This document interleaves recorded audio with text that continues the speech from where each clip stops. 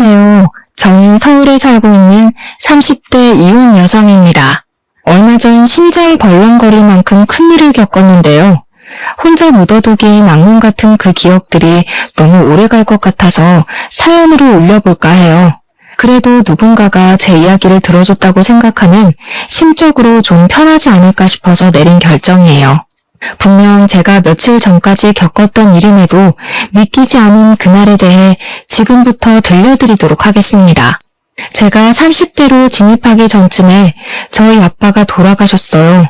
어릴 때 부모님이 먼저 가시는 것도 너무 속상하겠지만 성인이 되고 난 후 부모님을 보내는 건 그만큼 제 감수성도 같이 성장을 해서 그런가 더없이 슬프더라고요. 사람에게 무너진다는 표현을 쓸 수 있는 상황이 바로 그럴 때가 아닌가 싶었을 만큼 힘들었어요.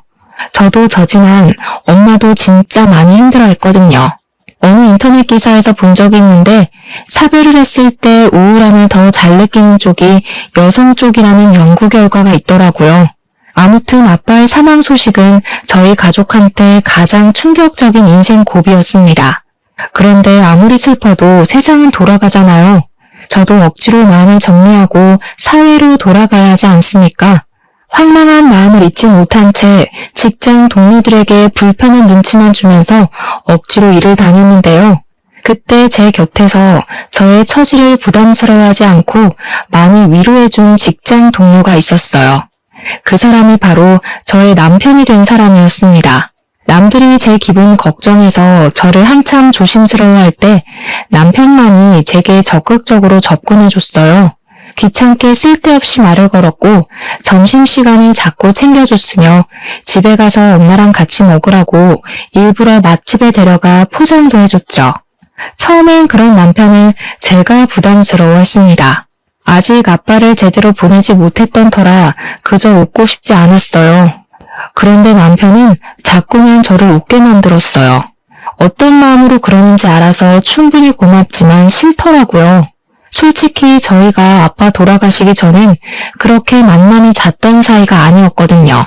괜히 남편 마음에 부담을 주는 것 같기도 해서 그것 또한 제가 불편해지더라고요. 그래서 하루는 남편에게 직접 얘기를 했어요. 정말 고마운데요. 앞으로는 안 챙겨주셔도 괜찮아요. 자꾸 이러시면 제가 더 불편하고 마음만 무거워져서 힘들어요. 솔직히 남편의 위로가 힘들다는 건 거짓말이었습니다. 저를 그만큼 위로해주려는 사람이 있다는 게 고마워서 불편했을 뿐 딱 그거였지 당연히 좋았어요. 정서적으로 의지도 많이 되었고 은연중에 도움을 받았다더라고요. 아무래도 저도 모르게 위로가 좀 많이 되었던 것 같았어요. 게다가 남편이 어디 저만 챙겼나요? 생전 본 적도 없는 우리 엄마까지 챙겼다니까요.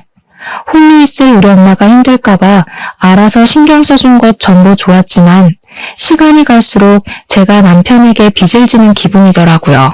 그래서 억지로 그만해달라 얘기했던 겁니다. 저랑 남편은 당시만 해도 직장 동료 그 이상도 이하도 아니었거든요. 그런데 거기서 남편이 제게 뜻밖의 고백을 함으로써 우리의 관계가 발전이 되었어요. 세상에 어떤 남자가 관심도 없는 여성한테 시간 내고 돈 쓰고 한답니까? 제가 그동안 그저 동료로서 친절을 베푼 거라 생각해요? 남편이 그날 새빨갛게 상기된 얼굴로 약간 서운한 듯 고백을 하는데 그때 저도 그만 홀라당 넘어갔던 것 같아요. 사람은 살다 보면 결혼할 인연이 딱 보인다던데 당시 저는 그게 바로 제 남편이라 생각했죠. 남편은 제가 만났던 남자가 몇 되진 않지만 그 중에서 단연 으뜸이었습니다. 또 제 나이도 마침 결혼 정년기였잖아요. 그러니 남편과 결혼 생각은 안 할 수가 없었죠. 저희는 결혼 약속을 하고 나서부터 더 속 깊은 얘기를 나눴어요. 저는 제 이야기만 하느라 남편에 대해 잘 모르고 있었는데 사귀고 나서 남편의 가정사에 대해 좀 들을 수 있었습니다. 남편은 워낙 어릴 때 시부를 잃어서 아빠에 대한 기억이 없다고 하더라고요. 시모랑 단둘이 살아야 했는데 그 때문인지 아빠의 부재로 인해 느꼈을 저의 상실감이 마치 자기 일처럼 느껴졌대요. 자기가 만약 아빠가 있었다면 이랬을 때 이런 모습일까 싶은 감정을 간접적으로 겪은 기분이었다나? 그래서 제게 더 마음 쓰고 싶었던 것 같기도 하다면서 그런 말을 하더라고요. 서로 비슷한 배경을 가졌다고 생각했기 때문인가 봐요. 저는 남편의 가정사를 듣고 나서 남편에게 더 마음을 열었습니다. 저희는 결혼하기 전부터 이미 서로에 대한 속사정을 다 털어놓고 결혼 인사를 드리러 양가 어른을 찾았어요. 시모도 저의 집안 사정을 남편에게 듣고 이미 알고 계셨는데요. 진심으로 안타깝게 생각해 주시더라고요. 아유, 딱해라. 지금 안 싸더니 얼마나 소가리를 하고 계실까. 내가 이미 겪어봐서 그 심정을 잘 알잖니. 지금 많이 힘들 시기야. 결혼하더라도 너희 둘이서 꼬박꼬박 안사동네 자주 찾아가줘야 해. 시모의 마음에 감동받아서 저 그날 시모 앞에서 눈물을 보였던 걸로 기억합니다. 그때 시모가 마치 또 다른 친정엄마의 품 같은 느낌이었거든요. 아무튼 양가 집안에서 저희 결혼에 대해 딱히 반대는 없었어요. 상견례 때도 시모랑 엄마의 사이는 초면이 아닌 것처럼 사이가 무척 애틋하기까지 했습니다. 안 싸돈 얘기를 듣는데 어쩜 이렇게 쌍둥이같이 비슷한 인생이 있을까 싶더라고요. 우리 집도 가까운데 한 번씩 같이 식사도 하고 얼굴 좀 보면서 삽시다. 저야 좋죠. 그렇잖아도 이제 슬슬 친구를 좀 만들어봐야 하나 생각했었는데 잘 됐네요. 아무래도 애들 덕분에 저희 좋은 일만 생긴 게 아닌가 싶습니다. 알아서 서로에게 위안이 되어주니 시모랑 엄마를 지켜보면서 얼마나 안도가 되었는지 모릅니다. 저랑 남편이 결혼하면서도 은연중에 홀로 남을 어머니 두 분이 걱정되었거든요. 아무튼 저랑 남편은 서로 엄마들에게 민폐 안 끼치려고 서로의 형편에서 최대한 결혼하고자 했어요. 그런데도 시모랑 엄마가 굳이 지분해주고 싶다고 해서 어쩔 수 없이 받은 것이 10억짜리 신혼집이었습니다. 반씩 나눠서 부담하신 거라고 해도 솔직히 적은 돈 아니잖아요. 이걸 받아도 마음이 불편하더라고요. 그래서 저희는 앞으로 시모랑 엄마한테 그 혼수를 보답하며 살기로 마음먹었어요. 맞벌이로 바쁘게 지내며 양가에 꼬박 용돈을 드렸고요. 남은 노후를 평생 편하게 보내도록 최대한 지원해드리려고 했죠. 출발이 좋았어요. 비록 어쩔 수 없이 대출 조금 끼고 신혼을 시작하긴 했지만 모두가 웃을 수 있는 변화여서 괜찮았습니다. 하지만 이 결혼이 제 길이 아니었다는 신호는 겨우 신혼 1년도 안 지난 시점에서 찾아왔어요. 정말 어느 날 불시에 시모가 돈 사고를 낸 적이 있었는데요. 이것이 바로 제 사연의 발단이 되겠네요. 잠자리에 들기 전에 제게 말했습니다. 남편이 조심스럽기도 하고 망설이기도 해서 심상치 않은 일이라는 건 듣기 전부터 짐작하긴 했었어요. 엄마가 쓸데없이 개하는 사람 말 믿고 웬 건물에 투자를 했나 봐. 오늘 낮에 홀라당 날리는 바람에 지금 알아놓으셨어. 뭐? 갑자기 투자는 무슨 투자? 어머님이 그런 걸 왜 해? 그런 건 남의 말 듣고 함부로 하는 게 아닌데 왜 우리한테 물어보지도 않고 그러셨대? 잘 알지도 못하시면서. 개하는 사람이 확실하다 했으니 믿은 거겠지. 아, 나도 모르겠어. 안 그래도 오늘 반차 내고 하루 종일 엄마랑 싸우느라 기운 빠진다. 5천만 원이나 날렸다는데 당장 5천만 원을 어디서 구하냐는 게 문제야. 저랑 남편은 앞서 말씀드렸다시피 빠듯하게 털어서 시작한 결혼이라 목돈이 없었어요. 그건 저희 부부뿐만이 아니었습니다. 저희 결혼 때문에 친정도 그랬고 시댁도 그랬어요. 당연히 시모는 우리 신혼집 해줬던 것 때문에 형편이 여의치 않았을 거란 말이죠. 그래서 어머님은 돈이 어디서 났길래 5천만 원이나 투자를 하신 건데? 어떻게 하면 5천만 원이 덜컥 생겨? 혹시 모아둔 돈이 따로 있으셨던 거야? 그랬다면 내가 이렇게 걱정하지도 않았어. 그냥 아까워하고 말았지. 엄마 대출 받아서 했대. 집 담보 잡아서. 대출이라니 더 골치가 아팠습니다. 없는 사정에 욕심냈다가 지금 배때기 터졌다는 얘기 아닙니까? 이거 정말 막막한 상황이었습니다. 그렇다고 그 5천만 원 빚 막고자 우리 쪽에서 또 대출을 받기엔 곤란했어요. 이미 우리가 혼수한다고 약간의 대출 끼고 있어서 더는 신용에 위험할 수 있었거든요. 이래저래 방법을 생각하던 저는 차라리 신혼집을 더 싼 곳으로 옮길까 거기까지 염두에 둘 수밖에 없었습니다. 때마침 저도 모르는 사이 제 눈치를 보고 있던 남편이 엄청 조심스럽게 꺼낸 얘기가 있었는데요. 사실 방법이 아예 없진 않잖아. 그러지 말고 장모님한테 좀 빌리면 안 될까? 어차피 장모님은 돈 여유 좀 있으시니까 우리가 빌렸다가 차차 갚기만 하면 서로 피해보는 일 없을 것 같은데. 저희 집은 아빠가 돌아가시고 나서 물려받은 재산이 좀 있었는데요. 그걸 남편이 모르지 않거든요. 그런데 저도 생각 못하고 있었던 친정의 재산을 남편이 먼저 얘기를 하니까 기분이 좀 이상했습니다. 뭔가 남편의 해결책은 애당초 친정의 재산밖에 없었던 것 같은 느낌이라 기분 나빴어요. 안 돼. 우리 엄마 고혈압 지병이 있어서 몸 안 좋은데 괜히 지방 문제로 스트레스 받게 하기 싫어. 우리도 문제도 아니고 어머님 문제 때문에 일어난 사고잖아. 괜히 관련 없는 엄마까지 끼어들게 하고 싶진 않아. 그러자 남편이 그럼 무슨 방법이 있냐고 약간 신경질을 내더라고요. 그 모습을 보면서 저는 좀 확신이 들었어요. 남편의 머릿속엔 시모의 문제를 오직 친정의 재산으로만 메꿀 생각밖에 없다는 것을요. 이것이 저의 잘못인가요?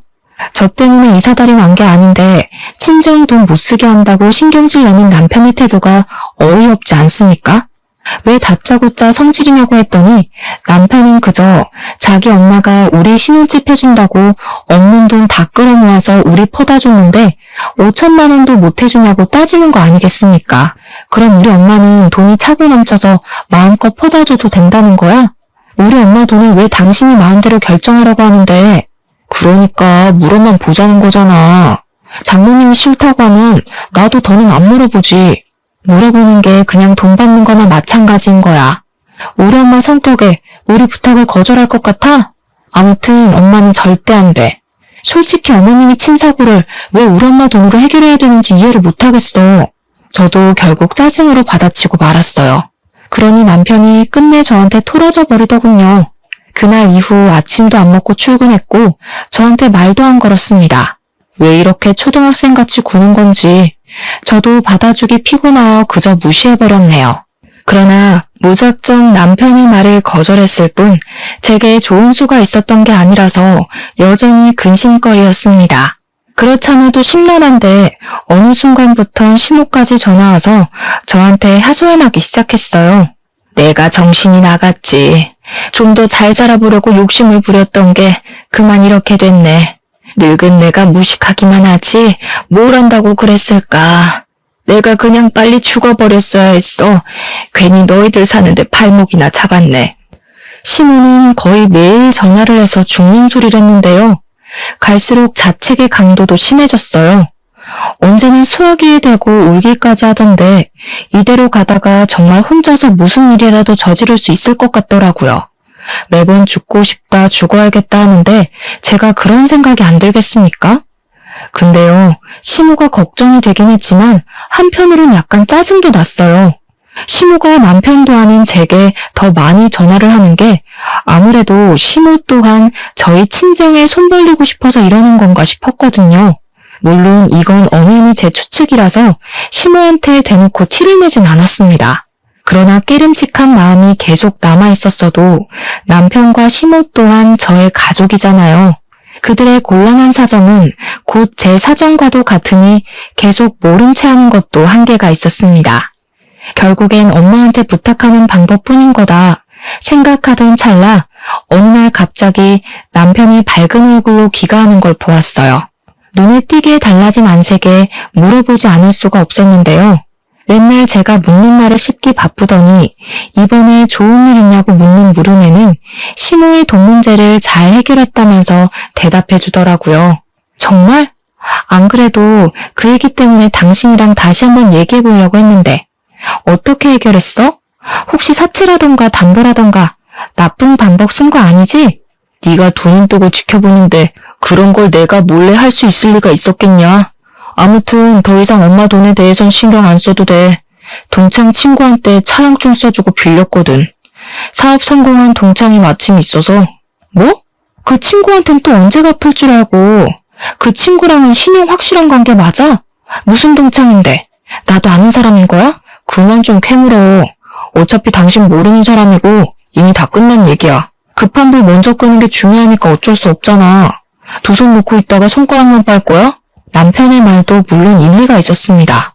그런데 묘하게 남편이 더는 제가 질문하지 못하도록 입을 막으려는 것 같은 태도를 보이는 것 같더라고요. 제가 조금만 더 깊게 물으면 그만 대답을 피하려고만 했습니다. 그러다가 나중엔 자기 못 믿어서 그러는 거냐고 약간 신경질을 내기도 했죠. 괜히 싸움으로 번질까봐 저도 그만하고 말았어요. 일단은 남편 말대로 급한 불은 끌 수 있었습니다. 그 이후로 시모도 더 이상 죽는 소리를 안 했고 시간 지날수록 남편과도 관계가 원만해졌거든요. 오히려 돈 문제가 터지기 전보다 더 좋은 사이가 된 것 같기도 했습니다. 어쨌든 숨통이 트여서 좋았어요. 그동안 저도 시모랑 남편이 주는 은근한 스트레스 때문에 일상생활이 힘들었거든요. 남편이 친구한테 돈을 빌렸다는 것이 마음에 걸렸으나 그래도 확실히 기분은 편했습니다. 그래서 한동안 신경 못 써줬던 친정엄마를 들여다볼 여유도 생겼어요. 괜히 엄마한테 불똥 튈까봐 돈 문제로 예민할 땐 엄마를 잘 만나지 않았거든요. 남편도 저보고 쉬는 날에 친정 가서 마음 편히 쉬고 와도 된다고 배려해줬어요. 제가 제 실수도 아닌 일에 마음 고생한 걸 이해해주면서 미안했다고도 하더라고요. 그래서 이미 저는 그 사과를 달게 받았는데도 남편이 주는 배려를 충분히 즐겼어요. 그때부터 저는 거의 주말마다 친정을 가기 시작했습니다. 남편은 한 번씩 저를 따라왔지 그 차용증 써준 친구와 만남을 유지해야 된다는 이유로 바빠서 주말엔 거의 외출을 하였어요. 삐걱거리던 부부관계도 시모 돈 문제도 생각보다 수월하게 지나가는 것 같아서 다행이었는데요. 한 가지 제 마음에 걸리는 것이 있었어요. 그건 의외로 저희 친정엄마였죠. 이전보다 친정엄마와 같이 시간 보내는 날이 많아졌음에도 불구하고 친정엄마는 어딘가 모르게 불안해 보였어요. 어느 날은 엄마가 저한테 뜬금없이 남편과의 관계를 묻더라고요. 요즘 박서방이랑은 문제없이 잘 지내고 있는 거지? 너한테 무리한 요구하는 거 없고? 무리한 요구? 그런 게 있을 리가 있나? 당연히 괜찮지. 오히려 남편이 잘해줘. 갑자기 그런 걸 왜 묻는데? 그래? 아니다. 잘 지내는 거면 됐어. 엄마는 우리 딸이 엄마 없는 세상에서도 쭉 행복했으면 좋겠거든. 그러려면 박서방 역할이 중요하니깐. 엄마는 나이 드니까 별 생각이 다 든다면서 신경 쓰지 말라고 했으나 확실히 그간 제가 봐왔던 엄마의 모습과 달라서 걱정을 안 할 수가 없었습니다. 그렇게 시간이 더 지날수록 엄마는 이유 없이 안색이 안 좋아져 갔어요. 근데 저는 그게 단순히 건강 문제인 줄 알았습니다. 엄마에게 더 좋은 걸 먹이고 병원에 잘 데려가기만 했죠. 그럼에도 엄마에게서 별다른 차도가 없어 보여 혹시 심리적 문제인가 싶었어요. 아빠가 돌아가신 것이 여전히 엄마를 힘들게 하고 있기 때문일지도 모른다는 생각이 들었습니다. 마침 그 시점에 시모가 저한테 전화와서는 친정엄마가 뭘 좋아하냐, 반찬이나 좋아하는 여행지 등을 묻기 시작했는데요. 시댁이랑 친정이 그리 멀지 않다고 말씀드렸잖아요. 결혼 전에도 시모랑 저희 엄마가 서로 잘 지내보자 했기 때문에 그래서 시모가 그런 걸 묻는 줄 알았습니다. 그 사실을 잠깐 잊고 있었는데 참 잘 되었다고 생각했어요. 엄마도 매번 친구 없이 혼자 지내셔서 시모랑 같이 어울리면 좋을 것 같더라고요. 시기적절하게 시모가 그런 제안을 줘서 얼마나 감사했는지 모릅니다. 그래서 저는 시모한테 챙겨줘서 고맙다는 말까지 하면서 정보를 알려주었어요. 엄마랑 시모는 따로 제게 연락하는 것 없이 알아서 왕래를 하며 지내는 것 같았습니다. 그리고 어느 날이었죠. 시모가 엄마랑 나들이 가고 싶다고 친히 도시락까지 준비해 친정 간 적 있었어요. 도시락 재료 사는 건 제가 도와드렸고 나들이 떠나기 전날은 시모랑 담소를 나누며 재료 손질도 같이 했었습니다. 두 분이서 나들이 가기로 한 당일 저는 엄마한테 연락해서 조심히 다녀오라고 인사를 했어요. 엄마의 목소리가 그렇게 썩 좋은 건 아니었지만 그래도 저랑 시모가 같이 노력하고 있으니 차근차근 좋아질 것이라 믿어 의심치 않았습니다. 그런데 당황스럽게도 그날 하루 종일 엄마와 연락이 두절되었어요. 저희 엄마는 새벽에도 제 전화면 거두절미하고 무조건 받는 사람이거든요. 근데 잘 시간도 아닌 저녁에 연락 두절인 게 너무 이상하더라고요. 시모도 나들이 다녀왔다는 연락 한 통이 없었는데 시모까지 연락 안 되다가 겨우 저녁에 연락이 닿았거든요. 어머님, 혹시 집에 몇 시쯤 들어가셨어요? 저희 엄마가 연락이 안 돼서 그러는데 나들이 헤어지고 바로 집에 가신 거 맞죠? 아, 그럼 내가 안 사돈을 집까지 데려다 줬는걸? 근데 오랜만에 움직여서 그런지 계속 피곤하고 잠이 온다 하긴 하더라. 아무래도 자고 있어서 전화 못 받는 것 같은데? 시모는 괜히 잠든 사람 깨우지 말고 내일 다시 전화해보라고 안심시켜 주었습니다. 자기가 분명 집에 들어가서 이불 펴는 것까지 봤다면서 제 불안한 마음을 계속 달래주었어요. 전화를 끊고 나니 남편까지 저더러 너무 걱정이 심하다고 말하길래 그런가 싶어서 그냥 잠자리에 누웠거든요. 그런데 아무래도 신경이 쓰여서 잠이 안 오더라고요. 혹시라도 엄마가 아빠 따라가 버릴까봐 그 불안감이 저를 무섭게 만들었어요. 결국엔 그 새벽에 저 혼자 차를 타고 친정집을 찾아갔습니다. 혹시 엄마가 자고 있을까 싶어서 조심스레 들어갔어요. 그런데 당황스럽게도 엄마가 방에 없더라고요. 집을 뒤질 것도 없었지만 온 집을 뒤졌는데도 엄마가 보이지 않아서 등줄기에 소름이 쫙 돋았습니다. 집이 아니면 갈 곳이 없는 사람인데 그 새벽에도 집에 없다는 건 제가 안 좋은 생각을 할 수밖에 없도록 만들었어요. 엄마가 혹시 상실감을 견디지 못해 극단적인 선택을 한 게 아닌가 불안했습니다. 저는 그 자리에서 다시 엄마한테 전화해봤어요. 그런데 그 순간 엄마 휴대폰 벨소리가 집 안에서 울리더라고요. 그 소리를 찾아서 온 집을 뛰어다니다 웬 수납장 아래에 도달했습니다.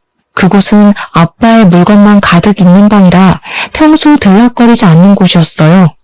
바로 그 방 안에 엄마의 폰이 있었다는 겁니다. 사람은 없고 휴대폰은 엉뚱한 곳에 놓여있으니 이거 아무래도 심상치 않은 일이라는 직감이 왔습니다. 저는 바로 112에 신고하려고 했어요. 그러나 그 순간 제 눈에 들어온 의문의 종이가 하나 있었는데요. 그건 휴대폰 아래에 같이 있던 것이었습니다.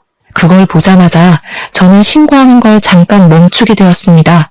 그럴 수밖에 없었던 게 분명 처음 보는 종이 서류인데 그곳에 남편 이름이 적혀 있더라고요. 뭔가 싶어서 제대로 확인해봤더니 다름 아닌 차용증인 거 아니겠습니까? 남편이 우리 엄마로부터 5천만 원을 차용한다는 내용이었습니다. 남편이 엄마한테 5천만 원 빌릴 일 뭐 있겠습니까? 그 액수를 보자마자 저는 바로 알아채겠더라고요. 5천만 원이면 시모가 사고 친 돈밖에 없잖아요. 남편이 차용증을 쓰고 친구한테 빌렸다는 그 5천만 원이 사실은 출처가 엄마일 수도 있다는 얘기였어요. 저는 그 짧은 순간 상황 파악하느라 머리통 엄청 굴렸습니다. 그러니까 제 예상이 맞는다면 남편이 저 몰래 결국 엄마를 찾아와서 5천만 원만 빌려달라고 한 거였고 친구한테 빌렸다는 건 순 거짓말이라는 거 아닙니까? 그렇다면 그들이 돈 문제 터지기 전보다 제게 더 잘했던 이유가 이것 때문이었을 수도 있겠다 싶었어요. 아니, 그게 맞는 것 같았어요. 갑자기 친정엄마한테 그리 잘해주고 챙겨주고 했던 것도 친정엄마한테 돈을 뜯어갔기 때문이었고요. 그리고 이 사실은 엄마도 알고 있는 듯 했습니다. 지난날 엄마가 저더러 남편과 사이 괜찮냐고 물었던 것도 부부끼리 사이만 괜찮다면 됐다고 한 것도 다 이런 이유가 전제로 깔려 있었기 때문이었어요. 그 차용증 하나 때문에 저만 몰랐던 모든 실마리가 풀려버린 셈이었습니다. 엄마가 휴대폰 밑에 차용증을 같이 두고 외출을 했다는 건 제가 언제 한번 집에 찾아올 거란 걸 알고 취했던 행동 같았고 이러한 실체를 제가 알길 바랬던 것 같았어요. 저는 정말 아무것도 몰랐어요. 그저 남편과 시모에게 감사한 마음으로 살았던 그동안의 시간이 후회스러웠습니다. 우선 엄마가 무사한 게 먼저였으니 일단 112에 전화해서 우리 엄마를 실종 신고했습니다. 저는 이 주제넘는 두 사람의 악행을 절대 용서하고 싶지 않았어요. 그래서 당장 집으로 돌아가 자빠져 자고 있는 남편의 등짝을 풀스윙을 날렸습니다. 화들짝 놀라서 일어나는 남편한테 차용증을 들이밀면서 대놓고 따졌죠. 당신 이거 뭐야? 친구한테 빌렸다는 5천만 원, 우리 엄마한테 빌린 돈이었어? 왜 차용증이 우리 엄마 집에서 나오는데? 그걸 또 어떡해. 뭐 그랬다 어쩔래. 어차피 차용증 쓴 거 보면 몰라? 떼먹는 거 아니고 다 갚을 거란 뜻이잖아. 별것도 아닌 걸로 사람 잠 깨우고 난리야. 별것도 아니라고? 이 쓰레기 새끼야. 내가 우리 엄마 건들지 말라고 했지. 그리고 우리 엄마 집에 있다면서 왜 거짓말했어? 설마 우리 엄마한테 해코지한 거야? 얘가 완전 생사람 잡네. 장모님이 어디 있는지는 나도 몰라. 따질 거면 우리 엄마한테 가서 따지든가. 남편은 오히려 적반하장 태도로 나왔습니다. 그리고 자기만 아니면 상관없는 건지 그저 친정엄마 행방은 시모가 알 거라고 쐐기를 박아주더군요. 분명 두 사람은 저한테 친정엄마가 일찍 잠들었다고 했단 말이죠. 근데 이제 와서 말을 바꾸는 게 정말 어이없더라고요. 만약 어머님이 우리 엄마한테 무슨 짓 한 거면 나 그냥 안 넘어가. 가족이고 뭐고 법적으로 문제되는 거 있으면 다 고소할 거야. 저는 그대로 집을 나와서 친정으로 돌아갔습니다. 경찰한테서 엄마의 소식이 오기를 밤새 기다렸어요. 이 문제는 당연히 다음날 남편을 통해서 시모 귀에도 들어갔는데요. 뻔뻔하게도 시모가 저한테 전화를 하더라고요. 얼굴 보고 얘기하자길래 일단 시모 집을 찾아갔습니다. 어머님은 우리 엄마 어디 계신지 알고 있죠? 저희 엄마 어디 한 군데라도 잘못되면 어머님 가만 안 둘 거예요. 시모 집에 가자마자 인사도 안 하고 소리를 질렀더니 시모가 당황하더라고요. 항상 시모한테는 좋은 모습만 보였던 저라서 이렇게 불안감으로 예민해진 제가 많이 낯설었을 거예요. 그러나 어디 시모만 저를 낯설어 했겠습니까? 저 또한 시모가 그렇게 무서운 짓을 할 수 있는 사람인 줄 까맣게 몰랐습니다. 시모는 제 협박에도 겨우 눈 하나만 깜빡했을 뿐이었어요. 오히려 더 대범하게 나왔는데요. 이왕 들킨 김에 더 이상 연기할 필요 없겠다면서 본색을 바로 보여주는 거 아니겠습니까? 안사돈 아직도 집에 안 들어왔니? 워낙 외출을 안 하는 사람이니 길을 모르나 보네. 미련하긴. 그보다 우리 아들이 월급쟁이가 적성에 안 맞아서 따로 사업하고 싶단다. 어차피 다 같이 잘 먹고 잘 사는 짓 아니겠어? 그럼 사돈 쪽에서도 힘 좀 보태야 하잖아. 그 얘기한다고 잠깐 자리 좀 가졌던 거지 별다른 짓 한 거 없다. 이미 그것만으로 별다른 짓을 한 거나 마찬가지네요. 사업? 대체 우리 엄마 돈으로 어디까지 생각하고 계셨던 거예요? 이럴 거면 차라리 신혼집으로 5억을 대주지 말지 그랬어요. 그 돈으로 하고 싶은 거 하고 살면 될 것이지 왜 이제 와서 남의 돈을 눈독 들여요? 남의 돈이라니? 네 엄마 그 많은 재산 죽을 때 안고 간다니? 죽으면 다 내 아들 손에도 들어올 돈 아니야. 그럼 내 돈이기도 한 거지. 따지고 보면 다 한 주머니인 거라고. 개소리도 참 신박하게 하시네요. 미친 소리 그만하고 엄마한테서 가져간 돈 당장 내놓으시죠? 저 2번 기회 안 줘요. 말로 곱게 부탁하는 건 이번이 끝입니다. 변호사라도 사게? 아무리 전문가여봤자 이미 인감 찍힌 서류를 어찌 처리하겠어. 날고 기어봤자 네 엄마가 이미 집문서는 우리한테 넘겼다. 여기 도장 보이지? 남편이 사업한다는 소리도 어이가 없는 상황에 시모가 보여주는 집 명의 변경서는 정말 할 말 잃게 만들었습니다. 시모가 가리키는 인간 부분을 보니 진짜 도장이 찍혀 있더라고요. 너 엄마가 아주 딸 일이라면 못하는 게 없으신 분이더구나. 나를 위해서라고 하니까 의심도 안 하고 바로 도장 찍더라고. 참 좋은 엄마를 뒀어. 시모랑 남편은 우리 엄마한테서 5천만 원을 가져간 걸로 모자라 집까지 뜯어갔습니다. 가장 소중한 관계가 될 거라 생각했던 사람들에게 배신을 당하니 정말 머리가 새하얘지더라고요. 아무 말 못하고 있는 그 상황에서 마침 경찰한테 연락이 왔는데요. 달동네 공가에서 엄마가 발견됐다는 연락이었어요. 경찰이 데리고 있다길래 일단 급하게 전화 끊고 시모를 돌아섰습니다. 대신 집을 나가기 전에 한마디를 남겼죠. 두 사람이 저랑 엄마를 가족으로 안 보는 것 같으니까 저도 더 이상 두 사람을 봐줄 필요 없겠네요. 지금까지 그랬던 것처럼 실컷 낄낄거리고 계세요. 도둑놈 새끼들이 가져갈 돈은 한 푼도 없을 거라 조만간 펑펑 울게 될 테니까. 사실 저도 확실히 그들을 도둑놈으로 몰아서 법적 처벌을 요구할 수 있을진 확신하지 못했습니다. 믿을 구석이 어디에도 없었지만 일단은 시모한테 지기 싫어서 겁을 줬던 거예요.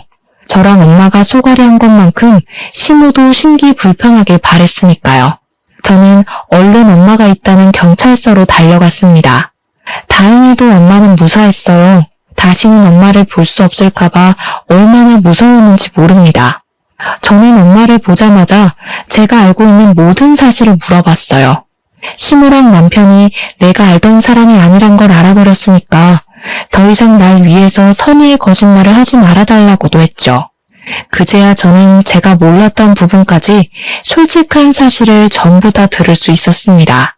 남편이랑 시모는 시모가 돈사고를 일으켰을 때부터 우리 엄마 돈으로 해결할 생각밖에 없었어요. 제가 거절하니 제 뒤에서 몰래 5천만 원을 뜯어낼 생각으로 따로 계획 중이었던 겁니다. 그래도 중간중간 저를 설득했으나 도통 안 넘어오니까 자기네들끼리 따로 찾아간 것 같더라고요. 동정심에 약한 우리 엄마를 알고서 두 사람이 그렇게 작전을 펼쳤다고 했습니다.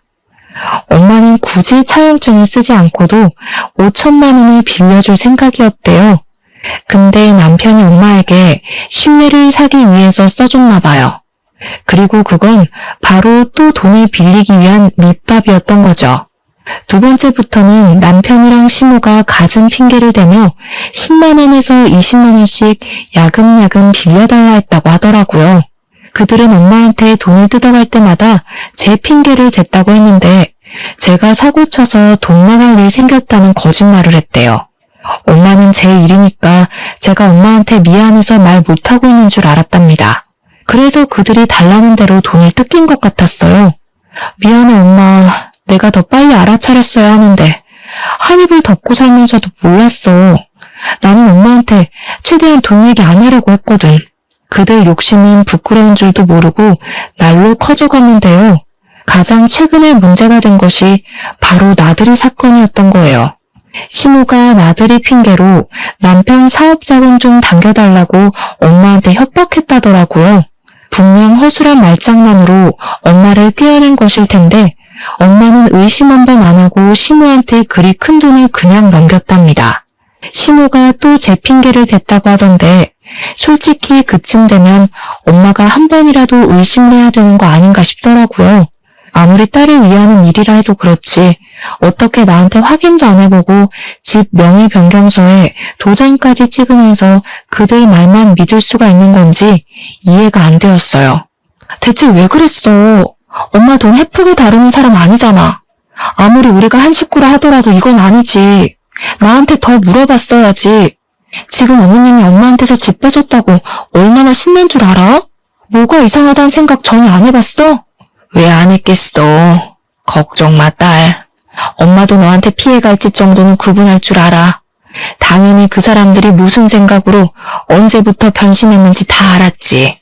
엄마의 말을 듣고 나니 오히려 혼란스러워서 더 이해가 안 되었습니다. 엄마가 하는 말은 그 두 사람 속셈이 뭔 줄 알면서도 돈을 공짜로 내줬다는 소리잖아요. 대체 왜? 제 머릿속이 정리되지 않고 있다는 걸 엄마가 눈치챘는지 엄마는 제 앞으로 도장 하나를 건넸어요. 그건 엄마 도장이 아니라 돌아가신 아빠 거였습니다. 아, 그걸 보니까 모든 게 이해되더군요. 이미 사망자인 인감을 받아봤자 시모가 가져간 증빙서류는 다 위조 서류가 될 게 뻔했어요. 게다가 덤으로 엄마를 협박한 짓거리가 경찰한테 걸리는 탓에 얼마든지 고소가 가능해져 버렸죠. 엄마의 진짜 속내를 알고 나서 저는 그대로 주저앉아 버렸어요. 혹시라도 엄마에게 더 큰 불행이 닥쳐서 엄마가 정말 남은 생을 버틸 수 없을까봐 얼마나 마음 졸였는지 모릅니다. 너무 다행이었죠.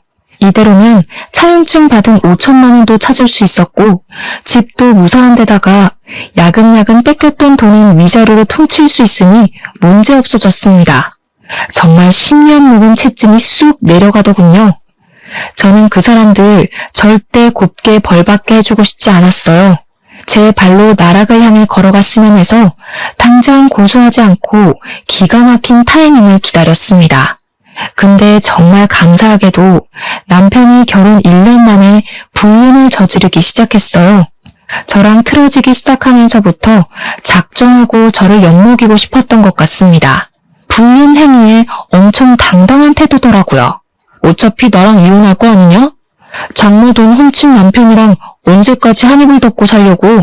무슨 속셈으로 버티고 있는지 모르겠는데 네 뜻대로 절대 안 될걸? 그냥 조용히 합의 이혼하지. 뻔뻔하네. 네 입으로 우리 엄마 돈 훔쳤다고 자백해놓고 나더러 합의를 바래? 끝내도 내가 끝낼 거니까 넌 그때까지 계속 찝찝하게 살면 돼. 네가 다시 시작하려는 길도 완전 시궁창으로 만들어줄 거니까 기대해. 그래봤자 너만 고생이지. 나 이번에 여자 하나 잘 물었거든? 걔는 정신력이 강해서 고작 상간녀 소송 당한다고 흔들릴 애 아니거든. 나보고 깔끔하게 이혼하고 오면 내 위자료까지 내준다더라. 나 그 여자 집 밑으로 들어가서 그 집 장인어른 사업 물려받아서 대표할 거야. 남편의 상간녀는 저보다 무려 10살이나 많은 노처녀였습니다. 남편이 돈에 눈이 멀었는지 그런 늙은 년한테 끔뻑 넘어가서는 자랑처럼 짓거려댔어요. 상간녀도 결혼하고 싶으니까 돈이 얼마가 들든 좀 해주기로 했나 보더라고요. 그것 때문인지 남편이 오히려 이혼하자고 당당하게 나오는 거 아니겠습니까? 기가 막혔어요. 사실 이혼하기에 시기가 아주 적절하긴 했습니다. 불륜 소송할 때 다른 고소장도 같이 제출하면 남편이랑 시모가 타격을 강하게 입을 거란 말이죠. 대신 남편이 이혼을 원하고 있는 태도는 좀 마음에 안 들었어요. 하지만 이대로 더 가다간 저까지 괴로운 진흙탕 싸움이 될 것 같아서 그만 끝내기로 했습니다. 저는 그동안 참아왔던 모든 감정을 담아서 이혼 소송을 시작했어요. 당연히 상간녀 소송과 정신적 손해배상도 청구했고요. 저희 엄마도 그들을 상대로 협박죄와 사문서 위조죄 등등 할 수 있는 건 다 신고해버렸습니다. 그리고 당연하게도 집안이 발칵 뒤집혔죠. 제가 친정으로 짐을 다 옮긴 날 시모가 친정집에 들이닥쳤는데요. 다짜고짜 저희 엄마에게 달려들어 머리채를 잡더라고요. 감히 나를 속인 걸로 모자라 고소를 해? 거짓말 친 거 곱게 넘어가 줬으면 고소는 하지 말아야지. 내가 당신한테 사기친 게 없는데 왜 고소를 해? 저는 깜짝 놀라서 시모의 머리채를 잡고 뒤로 당겨버렸습니다. 발라당 넘어지는 시모를 두고 대걸레를 들고 와 시모를 쿡쿡 찔렀어요. 나가 이 사기꾼아. 더 이상 우리 볼 일 없는 사이거든요? 당신이 무식해서 도장 주인도 못 알아본 주제에 누굴 탓하는 거예요? 당장 안 꺼지면 주거 침입으로 또 신고할 거야? 시모는 제 공격이 아팠는지 그대로 기어가 열린 문으로 나가버렸습니다. 닫힌 문 밖에서 상간녀 때문에 참는다고 소리치더군요. 우리 엄마가 인감 도장을 속여서 찍었다는 생각에 열불나 했지만 제발 며느리가 생겼으니 그 정도만 하는 것 같았습니다. 어떻게 보면 저희는 손해본 게 하나도 없는 이혼이었거든요. 그런데 저 뻔뻔한 인간들 때문에 감정적인 부분에서 너무 많은 상처를 입었다 보니까 왠지 모르게 패배한 기분이랄까? 아무튼 마음이 찝찝했습니다. 남편이랑 시모가 처절함을 느끼길 바랬는데 그것까진 이뤄내지 못해서 억울함도 없지 않아 있었어요. 그렇게 제 곁을 벗어난 전 남편은 오히려 저를 시원하게 털어냈다며 신이 나서 떠나갔는데요. 보란듯이 약오르게 잘 살 줄 알았거든요. 그런데 이혼하고 반개월쯤 지났나? 시모한테서 전화가 온 겁니다. 생각 없이 받았더니 충격적인 소식을 듣게 됐지 뭡니까? 갑자기 전화해서 이런 부탁하는 게 참 면목 없다는 거 안다. 그런데도 내가 너 말고는 어디 말할 데가 없어서 염치불고하고 전화했어. 제발 우리 아들 좀 살려다오. 시몬의 목소리를 벌벌 떨면서 제게 애걸하였습니다. 전 남편이 교통사고로 전신불구가 됐다는 충격적인 소식을 전하면서 말이죠. 대체 어떻게 된 건가 했더니 전 남편은 저와 이혼하자마자 원했던 3대로 절차를 밟고 있었대요. 상간녀가 이혼 축하 선물로 사준 차가 한 대 있었는데 허풍이 심하게 들어서 그 차를 타고 분수에 맞지 않은 짓을 하고 다니다가 음주사고를 내고 말았다네요. 결국 전 남편은 무고한 생명 하나를 잃게 만들고 자기는 장애를 얻었다고 합니다. 근데 중요한 건 여기서부터였어요. 이미지가 워낙 중요했던 사업가인 상간녀 집안에서 전 남편의 사고 소식을 접하자마자 쓸모없게 됐다며 바로 손절을 해버렸다는 겁니다. 원래도 상간녀만이 전 남편을 좋아했지 상간녀 집에서는 전 남편을 탐탁지 않아 했대요. 그런 상황에서 전 남편이 상간녀와 결혼하기도 전에 사고를 쳐버렸으니 집안보다 남자를 선택할 수는 없었던 상간녀가 전 남편을 버린 거래요. 그 바람에 시모가 평생 전 남편을 뒤치다꺼리해야 할 팔자가 되었다고 합니다. 그래서 저보고 어쩌라는 건지 시모가 원하는 대답을 주지 않고 끊어버렸더니 그 뒤로 시모가 우리 친정까지 찾아오더라고요. 주말 아침부터 오랜만에 짜증나는 사람이 보게 돼서 감정이 주체가 안 되더라고요. 시모가 자꾸 저한테 돈 좀 빌려달라고 하는데 그걸 제가 왜 빌려줘야 하나요? 옛날 정 같은 타령도 하더라고요. 도대체 저런 사람들은 정을 준 적도 없으면서 왜 아쉬울 때만 정을 찾는지 모르겠어요. 저는 긴 말하기 싫어서 손수 찬물을 받아와 시모 얼굴에 퍼부어 주었습니다. 제가 아줌마한테 줄 건 이것뿐이네요. 맹숭하셨으니 제발 속 차리고 똑바로 사세요. 영 급하면 차라리 혈육을 찾아가시던가요. 왜 자꾸 생판 남의 등만 처먹으려고 하시나 모르겠네. 한 번만 더 찾아오면 없는 형편에 벌금까지 물게 할 거예요? 그렇게 시모를 쫓아보낸 뒤로 그 두 사람이 어떻게 살고 있는지는 모르겠습니다. 아마 자기 식구들한테 돈 빌리고 다니지 않을까 싶어요. 다 분수에 맞지 않는 욕심이 낸 탓을 해야겠죠. 어쨌든 시모에게 찬물까지 부어주고 나니까 속은 시원하더라고요. 그 사람들 일단 불행해진 거잖아요. 천벌받은 거나 다름없는 거잖아요. 제가 바랬던 처절한 인생에 근접하게 된 것 같아서 이게 웬 떡인가 싶은 마음이 들더라고요. 세상에서 제일 괴로운 감정이 후회라고 생각하거든요. 그 사람들은 아마 죽기 직전까지 후회하면서 살다가 허송세월 보내지 않을까요? 그것만으로 저는 만족합니다. 결혼해 봤으니까 2번은 안 하려고요. 앞으로는 저희 친정엄마와 둘이서만 즐겁게 놀아보려 합니다. 제 사연 들어주셔서 감사드려요. 다들 같이 행복하셨으면 좋겠습니다.